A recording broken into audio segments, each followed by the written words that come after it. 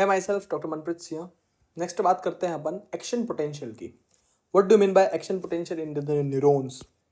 So action potential क्या होता है?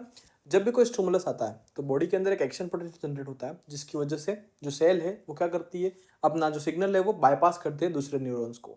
सो a brief rapid all or none reversal of a membrane potential across the neuronal membrane is responsible to a stimulus। stimulus मतलब यहाँ से stimulus जो था basically signal था, वो सिग्नल को पास किया उसने दूसरे न्यूरॉन को या फिर एडजेसेंट सेल को, तो इसको अपन बोलते हैं action potential. It is the electric signal that travels along with an axon for a communication. So जो आपका एक्शन पोटेंशियल जो है बेसिकली क्या है action potential? What is this action potential? This is nothing but a electric signal. ठीक है, ये क्या है? एक इलेक्ट्रिक सिग्नल है जो क्या कर रहा है, कम्युनिकेशन के लिए ट्रैवल कर रहा है from the neuron to neuron. ठीक है, यहाँ पे अपन ने पहले ही बात कर ली थी स्ट्रक्चर की, ये स्टार्ट एंड है और ये एंड है। ठीक है, स्टार्ट और एंड ये अपन ने बात की थी एक्शन पोटेंशियल के स्ट्रक्चर ऑफ द न्यूरॉन के अंदर। ठीक है, अब यहाँ पे एक अपन ने बात की थी ऑल और नन फिनोमिना। ये ऑल और नन फिनोमिना क्या होता है? देखो, एक्शन पोटेंशियल जैसे कि अपन बोलते हैं कि थोड़ा सा ज़्यादा, ये क्या होता है बेसिकली? ऑल और नन फिनोमिना क्या होता है? एक्शन पोटेंशियल या तो होगा या तो नहीं होगा। मतलब हल्का सा स्टिमुलस, बहुत कम स्टिमुलस, बहुत ज़्यादा स्टिमुलस। अपन बोलते हैं कि फ्रीक्वेंसी होती है, थोड़ा सा स्टिमुलस, थोड़ा सा ज़्यादा स्टिमुलस, थोड़ा सा कम स्टिमुलस, ऐसा। ठीक है, मतलब मैंने ऐसे टच किया, मैंने बहुत कम टच किया, मैंने बहुत ज़्यादा टच कर दिया, इस टाइप से अलग अलग सेंसेशन बोला मैंने। ठीक है, स्टिमुलस है तो कितने लेवल पर स्टिमुलस जो है वो एक एक्शन पोटेंशियल जनरेट कर देगा।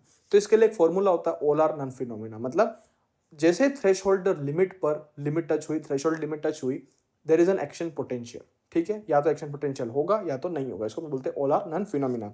तो जैसे ही थ्रेशोल्ड रीच हुई, once threshold reach, full action potential लगा था। मतलब ऐसा नहीं है कि 500, 100, 1000, कंप्लीट एक्शन पोटेंशियल जनरेट एक बार थ्रेशोल्ड को रीच हो गया। थ्रेशोल्ड क्या होता है अभी आगे बात करेंगे अपन। ठीक है, so once threshold reach fully action potential occur, इसको हम बोलते हैं all or none phenomena. Refractive period क्या होता है? There is an absolute sodium channels are inactivated. मतलब एक नॉर्मल रेस्ट मेम्ब्रेन पे सोडियम चैनल जो होते हैं वो इनएक्टिवेटेड होते हैं। ठीक है, और there is open potential channel, जिसको अपन ने लीकी चैनल्स बात की थी अपन ने। ठीक है, सो सोडियम जो होते हैं वो इनएक्टिव होते हैं at a refractive period. This is very important. Action potential जो होता है वो किसी भी अमाउंट के कम होने से, मतलब डिक्रीज होने से, एक्शन पोटेंशियल के अंदर कोई चेंज नहीं आएगा। There is without propagation of a decrement, there is no changes in the action potential. ठीक है, डिक्रीमेंट मतलब कोई भी चीज कम होना, डिक्रीज होना। ठीक है, तो क्वांटिटी कम होने की वजह से एक्शन पोटेंशियल जनरेट नहीं होगा, ऐसा नहीं होता। एक्शन पोटेंशियल तो जनरेट होगा। नेक्स्ट इज जो डायरेक्शन है वो कैसा होता है? अपन ने पहले ही बात की थी। सबसे पहले स्टार्ट कहाँ से होता है? डेंड्राइट से होता है। Then dendrites this will go to your cell body, जिसको अपन ने बोला था सोमा। सोमा से ये कहाँ जाएगा? हिलोक्स की तरफ। देन ये go to axon end last में ये एंड की तरफ जाएगा। इस एंड को अपन क्या बोलते हैं? नोब। ठीक है, ये अपन ने पहले ही बात कर ली थी स्ट्रक्चर ऑफ द न्यूरॉन के अंदर। ठीक है, सो वही डायरेक्शन है डेंड्राइट्स। ठीक है, सोमा, सोमा से एक्सॉन हिलोक्स और फिर लास्ट में एक्सॉन टर्मिनल, जिसको अपन नोब बोलते हैं। Next is phases of action potential. This is very important. देखो, थ्रेशोल्ड क्या होता है, कैसे एक एक्शन पोटेंशियल जनरेट होता है, कैसे सोडियम इनफ्लक्स होता है, पोटेशियम जो होता है वो बेसिकली आउटफ्लक्स होता है, सब कुछ अपन बात करेंगे इसी phases of the action potential के अंदर। ठीक है, तो सबसे पहले बात करते हैं रेस्टिंग फेज के अंदर। रेस्टिंग फेज के अंदर मतलब अपन ने इससे पहले एक resting membrane potential for the different different cells के बारे में एक टेबल पढ़ी थी, जिसके अंदर अलग अलग सेल्स के अलग अलग रेस्टिंग मेम्ब्रेन पोटेंशियल पढ़ी थी। सबसे कम किसका था? आपके हेयर सेल्स का, -15 था। अपन ने बेसिक किसके पढ़ा था? न्यूरॉन का, -70 मिली वोल्ट। ठीक है, तो यहाँ पे अपन ने वही बात की थी, रेस्टिंग मेम्ब्रेन के अंदर -70 मिली वोल्ट अपन न्यूरॉन का रेस्टिंग एक्शन पोटेंशियल देख रहे हैं। ठीक है, नेक्स्ट इज, देखो सबसे पहले आपको पता है सोडियम जो होता है वो सेल के बाहर होता है। एक सेल होती है बेसिकली, जैसे कि मैं बताऊं, ये नॉर्मल एक सेल है। ठीक है, इसके अंदर क्या है? बेसिकली न्यूरॉन्स है, यहाँ पे भी न्यूरॉन्स है। इसके बाहर बहुत सारा सोडियम है और अंदर की तरफ नेगेटिव चार्ज होता है। बेसिकली आपको पता है सेल के अंदर नेगेटिव चार्ज होता है, बाहर की तरफ पॉजिटिव चार्ज होता है। कोई भी स्टिमुलस आया यहाँ पर तो ये क्या करेगा? पोटेशियम के लिए, मतलब सॉरी, कोई भी स्टिमुलस है, कोई भी स्टिमुलस आया इसके पास में, तो ये क्या करेगा? सोडियम के लिए गेट्स खोलेगा, तो सोडियम का इन्फ्लक्स होगा, सोडियम सेल के अंदर आएगा और इसकी वजह से सेल डिपोलराइज होगी। और डिपोलराइज कब तक होगी? जब तक ये अपने एक लिमिट तक रीच नहीं हो जाए। लिमिट रीच होने के बाद में वापस डिपोलराइज हो जाएगी बेसिकली। ठीक है, सो यही चीज़ अपन वापस से पढ़ लेते हैं। सोडियम जो होती है बेसिकली बाहर की तरफ ज़्यादा होती है, पोटेशियम जो होती है वो अंदर ज़्यादा होती है। ठीक है, सोडियम बाहर ज़्यादा होता है, पोटेशियम अंदर ज़्यादा होता है। इनके बीच में कौन सा चैनल होता है? Sodium potassium ATPase channel. ठीक है, next is voltage gated sodium potassium channel which is closed during rest. तो आपको याद रहे, क्लोज्ड एट रेस्ट, ये सबसे इंपॉर्टेंट है फॉर द रेस्टिंग स्टेट जो कितनी होती है -70 मिलीवियर वोल्ट। तो यहाँ पे बेसिकली मान लो ये कितना आपका -70। अभी मेरी जो मेम्ब्रेन है वो कैसी है, एकदम रेस्टिंग स्टेट पे, ठीक है। अब मेरे को एक थ्रेशोल्ड लिमिट रीच करनी, ये मेरी थ्रेशोल्ड लिमिट है। टी मतलब थ्रेशोल्ड लिमिट, ठीक है। तो ये थ्रेशोल्ड लिमिट क्या होता है बेसिकली, थ्रेशोल्ड लिमिट क्या होता है, मेरे स्टिमुलस को इतना पावरफुल होना पड़ेगा ताकि वो थ्रेशोल्ड लिमिट तक पहुंचे, ठीक है। और वंस थ्रेशोल्ड एक बार थ्रेशोल्ड लिमिट तक पहुंचे, once threshold limit reached, there will be action potential generation fully, इसको हम बोलते हैं ऑल आर नन फिनोमिना, ठीक है। नेक्स्ट इज डिपोलराइजेशन होगा। डिपोलराइजेशन क्या होगा, stimulus open voltage gated sodium channel. जैसे ही सोडियम चैनल जो होता है बेसिकली आपका सोडियम चैनल जैसे ही खुलेगा तो डिपोलराइजेशन स्टार्ट होता है। तो जब भी सोडियम चैनल खुलेगा, whenever there is an open of the sodium channels, this will lead to depolarization. तो डिपोलराइजेशन देखने को मिल रहा है, दिस इज डिपोलराइजेशन। जैसे जैसे सोडियम खुलेगा, जैसे जैसे सोडियम अंदर आएगा, डिपोलराइजेशन बढ़ता जाएगा। पर एक टाइम आएगा जब सोडियम खत्म हो जाएगा। उस सोडियम खत्म होने को बोलते हैं अपन पीक या फिर ओवरशूट चैनल, ठीक है। पीक और ओवरशूट पे सोडियम खत्म हो चुका है। Next is repolarization. अब क्या होगा, जो पोटेशियम होगा उसका इफ्लक्स होगा। सो पोटेशियम इफ्लक्स को अपन बोलते हैं रिपोलराइजेशन, मतलब वापिस से सेल कैसे हो जाएगी, रिपोलराइज हो जाएगी बेसिकली, ठीक है।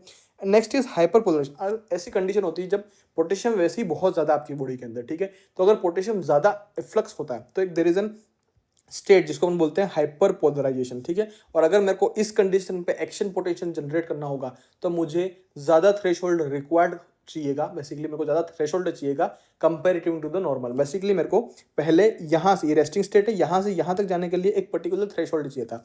लेकिन अब मेरी जो सेल है वो कहाँ पे, हाइपर पोलराइज स्टेट में, मतलब देर विल, अब मेरे को यहाँ तक पहुँचने के लिए मेरे को बहुत ज़्यादा एक्शन पोटेंशियल के लिए बहुत ज़्यादा मेरे को क्या स्टिमुलस चाहिएगा बेसिकली, ठीक है। तो हाइपर पोलराइजेशन स्टेट से ये इंपॉर्टेंट बात है।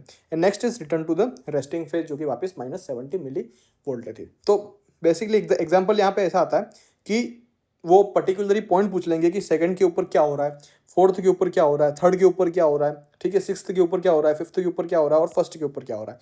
ये 6 अलग अलग क्वेश्चन है इस पर्टिकुलर एक्शन पोटेंशियल जनरेशन से। तो एक बार क्लियरली वापस से देख लेते हैं। देखो, तो सबसे पहले बात करते हैं, मेरी जो सेल है वो अभी रेस्टिंग स्टेट पर है। There is no any stimulus to this. मेरी सेल कहाँ पर है, रेस्टिंग स्टेट -70 मिली वोल्ट पे। अब क्या हुआ, एक स्टिमुलस आया जिसकी वजह से जो थ्रेशोल्ड है वो पहुंचा मेरा कहाँ पर, एक थ्रेशोल्ड लिमिट तक बेसिकली, ठीक है। अब सोडियम का इफ्लक्स होगा, तो जो डिपोलराइजेशन स्टेट है उसमें क्या होता है, सोडियम का इन्फ्लक्स कब तक होगा, जब तक सोडियम खत्म नहीं हो जाता है। तो तब तक होता रहेगा जब तक सोडियम खत्म नहीं हो जाता। यहाँ पे सोडियम खत्म हो चुका है। सो यहाँ पर एक आता है पीक या फिर ओवरशूट मूवमेंट, ठीक है। यहाँ पर कुछ भी नहीं हो रहा है, देयर इज नो मूवमेंट। 3 पे नो मूवमेंट है, कोई मूवमेंट नहीं हो रही है 3 पे, ठीक है। अब क्या होगा, बेसिकली एक बार सेल पूरी डिपोलराइज हो गई, यहाँ पर थर्ड पे नो मूवमेंट है और सेल कंप्लीटली डिपोलराइज, ठीक है। सेल कंप्लीटली डिपोलराइज्ड, पूरी की पूरी जो मेरी सेल है वो डिपोलराइज्ड है। अब क्या होगा, बेसिकली फोर्थ स्टेट आएगी, इसके अंदर क्या होता है, मेरा K प्लस इफ्लक्स होगा। K प्लस इफ्लक्स होगा तो मेरी जो सेल है वो वापस से रिपोलराइज हो गई, ठीक है। तो रिपोलराइजेशन अगर होगा जिसके अंदर K प्लस रिफ्लक्स हो रहा है बेसिकली, ठीक है। उसके बाद होता है हाइपर पोलराइजेशन। हाइपर पोलराइजेशन के अंदर सबसे इंपॉर्टेंट है, it requires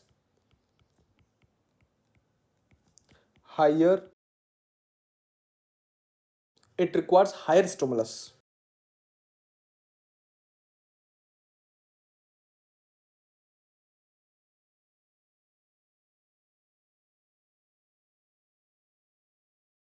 it requires higher stimulus to reach threshold limit, ठीक है। सो ये 5 पॉइंट, सॉरी ये जो 6 पॉइंट है ये इंपॉर्टेंट है फॉर द एग्जाम पर्पस। इसमें एग्जाम में डायग्राम दे देगा और पर्टिकुलर पॉइंट के ऊपर पूछ लेगा कि इस जगह पे क्या हो रहा है, और वहां पर 4 ऑप्शन सेम होंगे, यही ऑप्शन हो गए, sodium influx, potassium outflux, efflux हो गया बेसिकली, ठीक है, नो मूवमेंट हो गया उसके बाद में, या फिर ये 5 ऑप्शन हो गए, इट रिक्वायर्स हायर स्टिमुलस। तो इस टाइप से ऑप्शन होंगे और ये आपका स्ट्रक्चर होगा। तो यहाँ से जो क्वेश्चन आएगा वो बस इतना ही होगा। Next is factor affecting action potential. वो कौन से फैक्टर्स हैं जो कि मेरे एक्शन पोटेंशियल को अफेक्ट करते हैं। So first of all, strength of stimulus. मेरी स्टिमुलस कितनी स्ट्रेंथफुल है, ज़्यादा स्ट्रेंथ होगी एक्शन पोटेंशियल बहुत जल्दी स्टार्ट हो जाएगा। अगर स्ट्रेंथ कम होगी तो इसको थ्रेशोल्ड लेने के लिए बहुत ज़्यादा टाइम लगेगा बेसिकली, ठीक है। तो strength of stimulation. Next is temperature. आपको पता है बॉडी टेम्परेचर जो होता है 37 डिग्री सेल्सियस पे अच्छी काम करती है। अगर बॉडी के अंदर कोल्ड है या फिर गर्मी है, बेसिकली ठंडी या गर्मी है, टेम्परेचर ऊपर नीचे है, तो उस कंडीशन में एक्शन पोटेंशियल रीच करने के लिए टाइम लगेगा। Next is ion concentration. अगर मान लो आपकी बॉडी के अंदर सोडियम की कमी है या फिर पोटेशियम की कमी है तो एक्शन पोटेंशियल जनरेशन में टाइम लगेगा। नेक्स्ट इज ड्रग्स और टॉक्सिन्स। ऐसी कुछ ड्रग्स होती है जो कि एक्शन पोटेंशियल पोटेंशियल को स्लो डाउन कर लेती है, अपन आगे पढ़ेंगे, एनेस्थीसिया में पढ़ेंगे, फार्मा के अंदर पढ़ेंगे, ठीक है। ऐसी कुछ ड्रग्स होती है जो कि एक्शन पोटेंशियल को स्लो डाउन कर लेती है। एंड नेक्स्ट इज माइलिनेशन, अपन ने पढ़ा था जितनी अच्छी माइलिनेशन होगी उतना अच्छा फास्ट कंडक्शन सिस्टम होगा, ठीक है। तो अगर माइलिनेशन कम होगा तो एक्शन पोटेंशियल भी बहुत धीरे धीरे चलेगा बेसिकली, ठीक है। So this is all about the factors affecting action potential, ठीक है। सो आई होप एक्शन पोटेंशियल के अंदर कोई दिक्कत नहीं आई होगी आपको। नेक्स्ट अपन बात करते हैं रेस्टिंग मेम्ब्रेन पोटेंशियल के। अपन ने कल एग्जांपल्स पढ़े थे पिछले चैप्टर्स के अंदर बेसिकली, जिसके अंदर अपन अलग अलग सेल्स के अलग अलग रेस्टिंग मेम्ब्रेन पोटेंशियल जाना था। तो ये रेस्टिंग मेम्ब्रेन पोटेंशियल होता क्या? So the potential difference across the neuronal membrane, अलग अलग डिफरेंस है बेसिकली, ठीक है। हर सेल का अलग रेस्टिंग मेम्ब्रेन पोटेंशियल क्यों है? Because of the difference of the electric activity या फिर potential at the resting state, उसको इसकी वजह से रेस्टिंग मेम्ब्रेन पोटेंशियल जनरेट होता है, ठीक है। Inside of the neuron there is a negative and outside the positive basically, ठीक है। Normal RPM of the neuron is -70 millivolt, अपन ने पहले ही कल बात कर ली थी। This range from -60 to -90 millivolt. Mechanism कैसा होगा? बाहर की तरफ पोटेशियम जो होता है बेसिकली, बाहर की तरफ नहीं, अंदर की तरफ पोटेशियम जो होता है वो ज्यादा होता है, high potassium inside the cell which leak out through the leak channels basically, ठीक है। आपको पता है पोटेशियम जो है वो लीक चैनल्स के थ्रू आर पार कर सकता है। Next is cell membrane is more permeable to K+ than sodium because of the leak channels. Next is impermeable intracellular ions, जैसे कि आपका प्रोटीन्स हो गया, फॉस्फेट्स हो गया, दिस रिमेन इनसाइड। आपको पता है प्रोटीन्स जो होता है वो ज्यादा पावरफुल नेगेटिव चार्ज होल्ड करता है। अपन ने कल गिब्स एंड डोनन इफेक्ट पढ़ा था, जिसके अंदर अपन ने पढ़ा था कि प्रोटीन अगर है तो there is a difference in electric imbalance basically, ठीक है। Next is sodium potassium ATPase pump जो होता है बेसिकली, जो कि सोडियम और पोटेशियम के बीच में होता है, this maintains the gradient basically. तो जो कंसंट्रेशन ग्रेडियंट होता है सेल के अंदर वो किसके बेस पे होता है? सोडियम पोटेशियम एटीपीएस पंप के बेसिस पे होता है। नेक्स्ट बात करते हैं नर्व फाइबर्स की। आपकी बॉडी के अंदर अलग अलग नर्व फाइबर्स होते हैं जो माइलिनेशन के लिए हेल्पफुल होते हैं। ये कौन कौन से नर्व फाइबर्स होते हैं? We have a fastest type A alpha, A beta, A gamma, A delta, B और सी। ये टोटल आपके नर्व फाइबर्स हैं जो कि आपकी बॉडी के अंदर अलग अलग जगह पे प्रेजेंट है बेसिकली, ठीक है। इसमें से सारे के सारे माइलिनेटेड होते हैं एक्सेप्ट सी वाला जो कि अनमाइलिनेटेड होता है। अनमाइलिनेटेड होता तो अनमाइलिनेटेड की वजह से क्या प्रॉब्लम आएगी? Basically there is a decrease conduction than others basically, ठीक है। जितना अच्छा माइलिनेशन होगा नर्व के ऊपर, उतनी अच्छी कंडक्शन सिस्टम होगा, उतना फास्ट नर्व इंपल्स होगा बेसिकली, ठीक है। तो सारे के सारे माइलिनेटेड होते हैं एक्सेप्ट सी, ठीक है। जो सी फाइबर्स होते हैं बेसिकली वो, ठीक है। डायमीटर्स नॉट सो इंपॉर्टेंट, नहीं पूछता है वो आजकल। कंडक्शन वेलोसिटी भी नहीं पूछता आजकल। इधर से एग्जांपल है मेन फंक्शंस और एग्जांपल्स की। सबसे पहले बात करते हैं ए अल्फा की। तो प्रोप्रियोसेप्शन पे कौन सा पाया जाएगा? ए अल्फा वाला, ठीक है। नेक्स्ट इज मसल स्ट्रेच, जहां पे भी मसल स्ट्रेच होगा, मसल स्ट्रेच के अंदर आपकी बॉडी जो होती है वो बेसिकली टेंडन्स के लिए एफरेंट, इफरेंट और मसल स्ट्रेच जहां पे भी होती है उसके लिए एक रिफ्लेक्स होता है। तो उस कंडीशन के अंदर जो नर्व फाइबर हेल्पफुल है या फिर जो नर्व फाइबर कंडक्शन सिस्टम लेके जा रहा है वो होता है ए अल्फा, ठीक है। Next is motor to skeletal muscle. जब भी आप सोचोगे कि मेरे को ये वाली उंगली हिलानी है बेसिकली, ये मैंने उंगली हिला दी, ठीक, it's a fast conduction system, ठीक है। तो उस कंडीशन में कौन सा फाइबर्स यूज हो रहे हैं? ए अल्फा फाइबर्स यूज हो रहे हैं, ठीक है। इसके एग्जांपल्स मसल स्पिंडल एफरेंट्स हो गए, मोटर न्यूरॉन्स हो गए, ठीक है। Next is our A beta fibres, this is your A beta fibres. तो टच, अगर आप किसी भी चीज को टच कर रहे हो, कौन सा फाइबर यूज हो रहा है? ए बीटा फाइबर्स, ठीक है। प्रेशर, वाइब्रेशन और प्रोप्रियोसेशन का कंसाइसनेस बेसिकली, ठीक है। प्रेशर हो गया, मेरे को कहीं प्रेशर फील हो रहा है, वाइब्रेशंस मेरे को कहीं फील हो रहे हैं, तो फील किसकी वजह से हो रहे हैं? ए बीटा फाइबर्स की वजह से हो रहे हैं, ठीक है। Next is your A gamma fibres basically, ठीक है। This is your A gamma fibres. This gamma fibres are at the motor to muscle spindles. जो मसल स्पिंडल्स होते हैं उसके अंदर मोटर न्यूरॉन और सेंसरी न्यूरॉन्स होते हैं। तो जो मोटर वाला पार्ट है उसके अंदर कौन सा फाइबर्स होते हैं? मोटर गामा फाइबर्स होते हैं, ठीक है। This is your gamma motor neurons, ठीक है। हाँ, ए बीटा के एग्जांपल्स मर्कल सेल्स, पेसिनियन कॉर्पस्कल्स, ये अपन आगे और डिटेल में पढ़ेंगे इसलिए, ठीक है। Next is your A delta, very important for your examination, ठीक है। A delta is very important for your examination. This is fast pain. 2 बार एफएमजी एग्जामिनेशन के अंदर पीवाईक्यू है, फास्ट पेन कौन से नर्व कंडक्शन के थ्रू जाता है? तो ए डेल्टा फाइबर्स के through. Cold, touching, sharp, pricking pain. Pricking pain मतलब मैं पेन से कुछ चुभा रहा हूँ, ठीक है, मेरे को कांटा चुभ रहा है। ये जो चुभता है बेसिकली, चुभ किस तरह? ए डेल्टा फाइबर्स की वजह से बेसिकली, ठीक है। This is your free nerve endings, ठीक है। Next is your B fibres. जो बी फाइबर्स होता है this is your preganglionic autonomic fibres, ठीक है। दिस आर सिंपैथेटिक और पैरासिम्पैथेटिक। तो आपकी बॉडी के अंदर जो पैरासिम्पैथेटिक और सिंपैथेटिक फाइबर्स हैं, ठीक है, अपन आगे बात करेंगे सिंपैथेटिक और पैरासिम्पैथेटिक के अंदर डिफरेंस। तो ये जो पीएनएस और सिंपैथेटिक फाइबर्स है बेसिकली, ठीक है, पेरिफेरल में और सेंट्रल में। तो सिंपैथेटिक फाइबर्स और पैरासिम्पैथेटिक फाइबर्स किसके बने हुए? आपके बी नर्व कंडक्शन सिस्टम के बने हुए होते हैं, ठीक है। This are your autonomic ganglions basically, ठीक है। And last one is your C. C is very important, slow pain. जो पेन बहुत धीरे धीरे हो रहा है, स्लो पेन और फास्ट पेन, ये दो हमेशा कंफ्यूजिंग वर्ड होते हैं एग्जाम के लिए। तो slow pain S for slow, C for C fibres, ठीक है। वार्मथ, आपको कुछ चीज़ गर्म हो रही है, आपको कहीं पे खुजली आ रही है, इच, ठीक है। या फिर postganglionic autonomic fibres, postganglionic और पैरासिम्पैथेटिक के अंदर कंफ्यूज मत करना, parasympathetic for the B fibres, postganglionic for the C fibres. इसमें सबसे इंपॉर्टेंट है आपका स्लो पेन। फास्ट पेन किससे हो रहा था? ए डेल्टा से हो रहा था, ठीक है। स्लो पेन किससे हो रहा था? सी फाइबर से हो रहा था, ठीक है।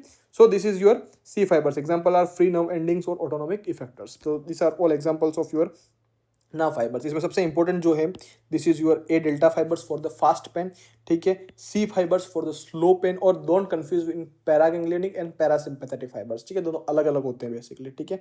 और टच प्रेशर और वाइब्रेशन किससे फील हो रहा है? आपका ए बीटा से हो रहा है, ठीक है। So this is your classification of the nerve fibres, ठीक है। इसके अंदर अगर मैं कंडक्शन की बात करूं तो ये कंडक्शन ऐसी जमा हुआ है, मतलब ए अल्फा के अंदर हाईली माइलिनेटेड जो नर्व फाइबर होते हैं वो ए अल्फा होता है, इसलिए बहुत फास्ट कंडक्शन सिस्टम होते हैं। लेकिन जो सी होता है बेसिकली इसके अंदर बहुत कम माइलिनेशन होता है, तो इसके जो सी जो होता है वो बहुत स्लो होता है, ठीक है। सी फॉर स्लो। और ऑर्डर ऑफ डायमीटर सबसे मोटा कौन होता है? ए अल्फा सबसे ज्यादा होता है और सी सबसे कम होता है। तो बेसिकली सब आपस में अरेंज्ड ऑर्डर में जमे हुए, इसलिए इसलिए याद करने की इतनी कोई ज्यादा दिक्कत नहीं है। क्वेश्चंस को इजीली याद करने के लिए बस ये दो चीजें याद रखने नाम। सबसे पहले तो अगर मेरे को फास्ट चाहिए, फास्ट फाइबर कौन सा होता है? ए फाइबर्स, दिस इज माइलिनेटेड और फास्ट होता है बेसिकली, ठीक है। जो सी फाइबर्स होते हैं ये सबसे स्लो होते हैं, और क्योंकि ये अनमाइलिनेटेड है, इनके ऊपर कोई माइलिन शीट ही नहीं है, तो ये बहुत स्लो फाइबर्स हैं। Next is A delta, this is for cold pain या फिर फास्ट पेन, ठीक है। कोल्ड पेन या फिर फास्ट पेन के लिए कौन सा होता है? A delta fibre. C fibre, this is for the warm pain या फिर स्लो पेन, ठीक है। इन दोनों कंडीशन के अंदर सी फाइबर्स यूज होते हैं, ठीक है। Local anaesthesia blocks A fibre first, क्योंकि आपको पता है जो फास्ट फाइबर होता है वो पहले ब्लॉक भी हो जाएगा, जो स्लो होगा वो ब्लॉक भी लेट होगा। So anaesthesia will block A fibre. Question आया था, if we give a dantrolene to someone which fibres will block first, तो ए, उसके अंदर ऑप्शन में ए गामा पहले दे रखा था, देन बी एंड देन सी दे रखा था, और उसके ऊपर ए बीटा पहले था, तो ए बीटा इज आंसर बेसिकली, ठीक है। तो ए बीटा, ए गामा, बी और सी दे रखा था, तो उसमें सबसे ऊपर कौन सा आता है बेसिकली? ये अरेंजमेंट देख लेना, ए alpha, A beta, A gamma, A delta, B और सी। तो जो सबसे ज़्यादा ऊपर होगा वो फास्टली ब्लॉक भी होगा, वो फास्ट कंडक्शन सिस्टम भी होगा, और जो जितना नीचे होगा वो स्लो होगा और स्लो ब्लॉक भी होगा, ठीक है। So this is all about your A beta, A gamma और इन सब के बारे में बेसिकली, ठीक है। यहाँ पर एक बार वापस से कोल्ड और फास्ट पेन के लिए you have A delta fibres, this is very important, A delta fibres. और स्लो और वार्म पेन के लिए you have C fibres. So this is all about your fibres के बारे में basically. So this is all about your fibres. इसके अंदर सबसे इंपॉर्टेंट एक्शन पोटेंशियल की बात की थी, 6 स्टेप्स हैं जो सारी की सारी स्टेप्स आपको पता होनी चाहिए एग्जांपल्स के साथ में, जैसे कि सोडियम इन्फ्लक्स कम हो रहा है, पोटेशियम इन्फ्लक्स कम हो रहा है, वगैरह वगैरह बेसिकली, ठीक है। और next one is your fibres, A alpha, A beta, A gamma, A delta, C, B वगैरह वगैरह, ठीक है। और आप इसमें सिर्फ रूल ये है, जो जितना ऊपर है उतना अच्छा माइलिन है, और जितना अच्छा माइलिन होगा उतना फास्ट कंडक्शन सिस्टम होगा। और इनकेस अगर आप एनेस्थीसिया देते हो तो जो जितना फास्ट माइलिनेशन होगा, जिसमें सबसे ज़्यादा माइलिनेशन होगा, जो सबसे फास्ट कंडक्शन सिस्टम पे होगा वो जल्दी ब्लॉक भी हो जाएगा, लेकिन जिसमें स्लो कंडक्शन सिस्टम है वो ब्लॉक भी स्लो होगा, ठीक है। तो मेन की कॉन्सेप्ट यही है। इसके बाद इसके बेसिस पे सारे क्वेश्चन आपको सॉल्व हो जाएंगे, ठीक है। इसी के साथ में अपन एक्शन पोटेंशियल खत्म करते हैं। नेक्स्ट बात करेंगे अपन स्केलेटल मसल की, जो कोई लास्ट टॉपिक होगा जनरल फिजियोलॉजी के अंदर। सो बने रहिए, अपन साथ में फिजियोलॉजी क्लियर करेंगे। मेरे को पता है जनरल फिजियोलॉजी थोड़ी सी टफ है than systemic physiology, but we will go through it. बस थोड़े से वीडियो से एक दो बार आप अच्छे से पढ़ोगे, रीडिंग करोगे, you will done in your mind basically, ठीक है। और जितने हो सके क्वेश्चंस करने की प्रैक्टिस कीजिए, MCQ makes you perfect in your examination. So thank you for watching our video, and if you don't understand any topic आप मेरे को कमेंट कर दीजिए बेसिकली। उसके बारे में अपन एक नया या तो वीडियो बना देंगे, या फिर personally I will give DM to your query basically, ठीक है। So thank you, myself doctor Manpreet Singh, देखते रहिए फिजियोलॉजी।